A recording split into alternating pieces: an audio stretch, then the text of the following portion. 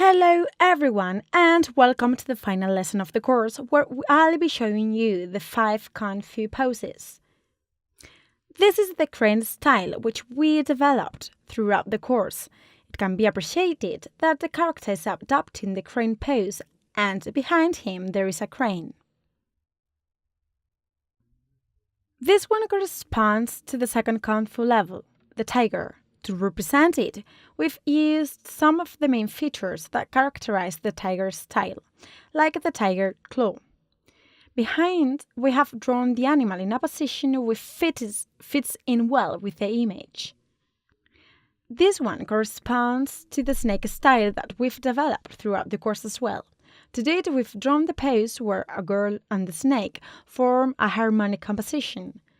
The character's hands are representing a snake. This other one is the Leopard style.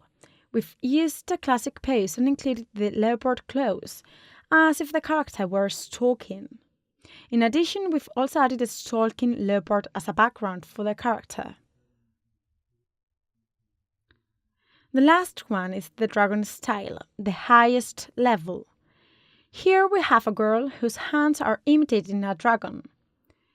We've based ourselves on classical Chinese dragon statues to draw the dragon behind the girl.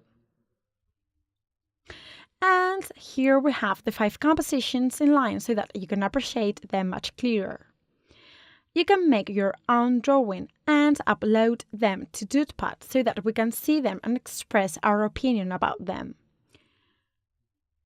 It would be great. So guys, I really hope that you liked the course. See you in the next one. Bye!